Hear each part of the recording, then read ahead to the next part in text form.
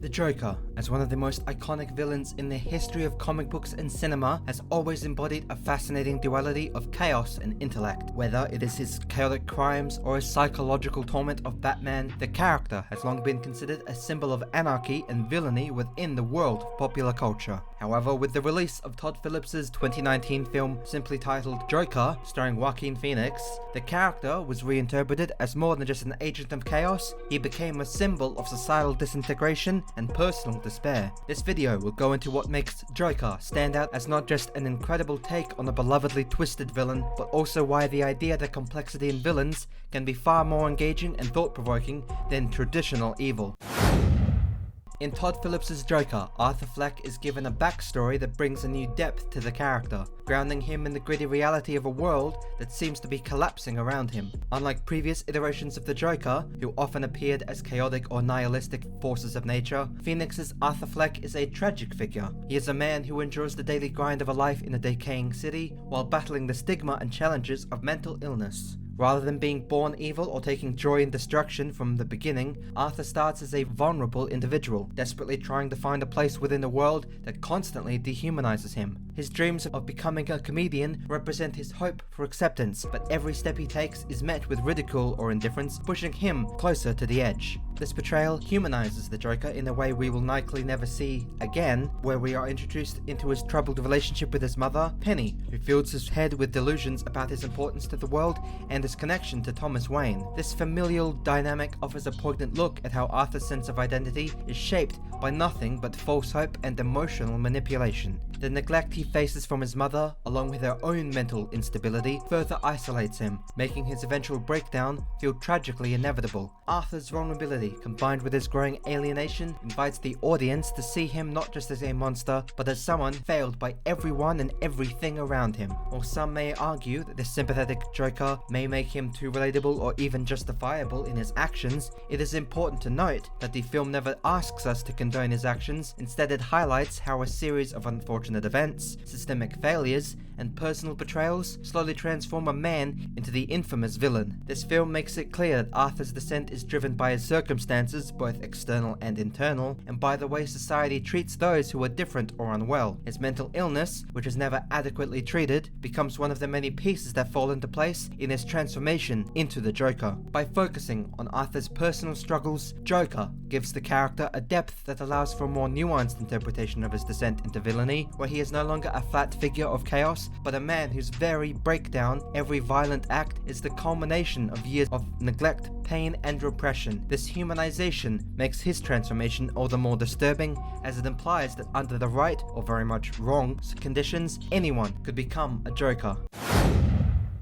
Arthur Fleck's battle with mental illness is central to his transformation into the Joker, and the film takes a bold step by making it an unflinching part of his character arc. Arthur suffers from a condition that causes him to laugh uncontrollably at inappropriate moments, a trait that not only isolates him further, but also becomes symbolic of his inability to fit within the wider world of society. This uncontrollable laughter, combined with his fragile mental state, leaves him on the margins of Gotham, where he is ignored, mocked, and eventually cast aside. The movie doesn't shy away from showing the painful reality of living with an untreated mental illness, particularly when society offers little in the way of support or understanding. Throughout the film, Arthur's mental illness is exacerbated by the systemic failure of Gotham's healthcare system. His access to medication and therapy is abruptly cut off due to budget cuts, leaving him with no lifeline to manage his serious mental condition. The film paints a stark picture of how society treats those suffering with mental illness, and Arthur's situation serves as a broader critique of how neglect and a lack of resources can push someone towards violence and insanity. The moments where Arthur is dismissed or overlooked feels like a slow build towards the inevitable explosion of anger and desperation that ultimately defines the Joker. What makes this portrayal of mental illness so powerful is that it doesn't serve as a direct cause of Arthur's violent behavior, but rather as one of the many factors that contribute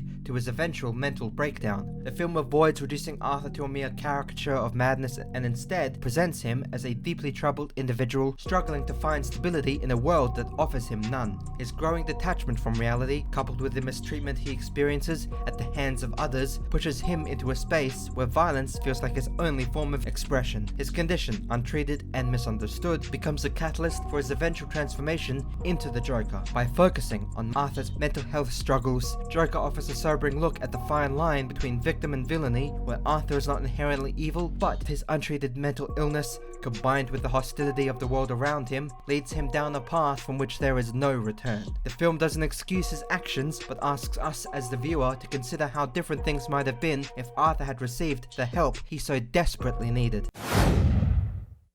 One of the most compelling aspects of Joker is its portrayal of Gotham City as a decaying, festering environment that serves as a breeding ground for despair and violence. The film paints Gotham as a city in the throes of economic collapse, with garbage piling up on the streets, crime rates soaring, and the wealthy few controlling the fate of the many. As Arthur's world spirals out of control, so too does the city around him, and the parallels between his decline and Gotham's are hard to ignore. Gotham becomes more than just a backdrop for Arthur's story, it becomes almost a character within its own right. The film uses the city's decay as a metaphor for the wider societal breakdown, highlighting the deeper divide between the rich and the poor. Thomas Wayne and his dismissive attitude towards the city's problems, referring to those who struggle as clowns, only fuels the growing resentment among the lower class. This sense of disenfranchisement and frustration is what ultimately leads to the chaotic uprising scene in the film's final act, where Arthur's transformation into the Joker is celebrated by the masses. Arthur's infamous appearance on Murray Franklin's talk show, where he publicly reveals his descent into madness, becomes a flashpoint for the city's already simmering tensions. The media, by giving Arthur a platform, inadvertently turns him into a symbol of rebellion, and the chaos that follows is a direct result of a society that has become numb to its own dysfunction. In many ways, Joker is a story about the failure of society to care about its most vulnerable members. Gotham, with its crumbling infrastructure and corrupt leadership, is a reflection of the wider world, where economic inequality and social injustice push people to the margins. The film asks the uncomfortable question, how much responsibility does society bear for the creation of its own monsters?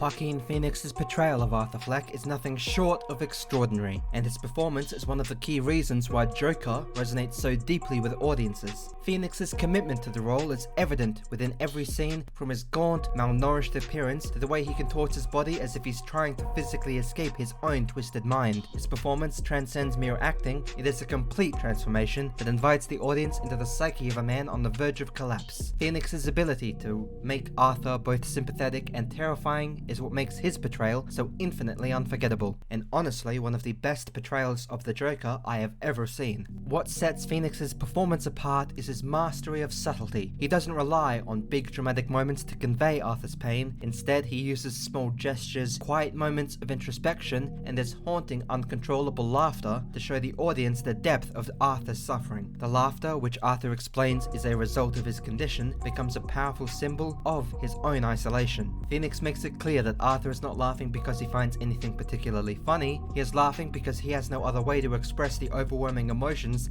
that threaten to consume him. As Arthur transforms into the Joker, Phoenix's performance shifts in tone. The vulnerability that defined Arthur in the beginning of the film gives way to a chilling confidence as he embraces his new identity. Phoenix's ability to switch between these two personas, Arthur and the Joker, so seamlessly is what makes his performance so compelling and captivating. He captures the full spectrum of human emotion, from the fragility of a man who has lost everything to the terrifying power of a villain who has nothing left to lose. Phoenix's performance is not just a highlight of the film, it is the film. Without his portrayal, Joker would not have the same emotional weight or resonance that it has, where he brings a raw visceral energy to the character that makes the audience feel both empathy and fear. It is a delicate balance, and Joaquin Phoenix manages to walk the line perfectly, delivering a performance that will be remembered for years to come.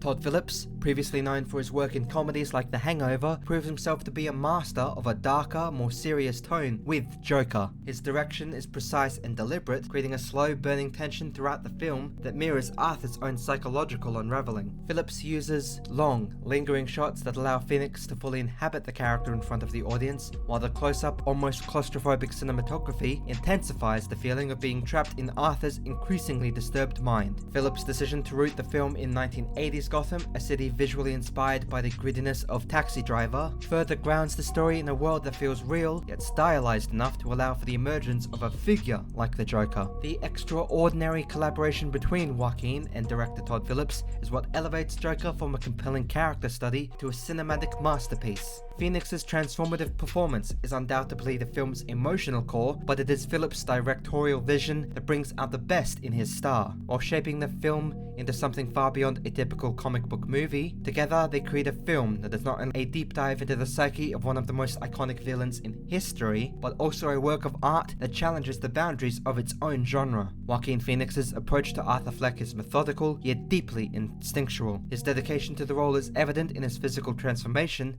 but it is the emotional depth he brings to the character that truly stands out. Phoenix doesn't just play Arthur, he becomes him. Every gesture, every look, and every fit of uncontrollable laughter is imbued with a sense of realism that draws audiences into the world of Arthur and the Joker. The tension Phoenix brings and creates to Arthur's vulnerability and the Joker's terrifying confidence is nothing short of remarkable.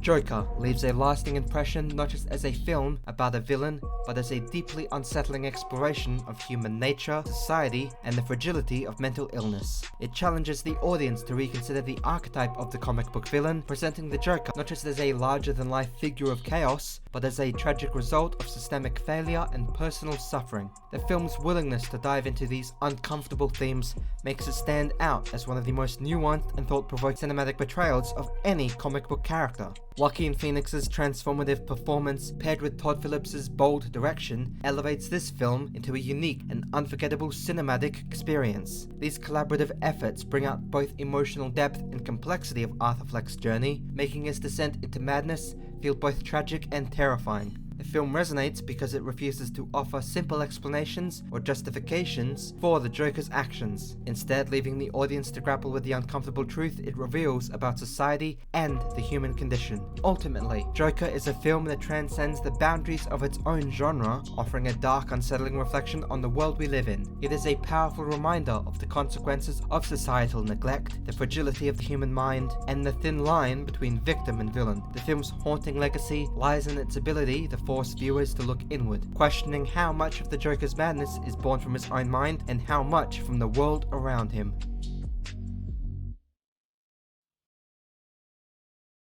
Oh, I track all my love.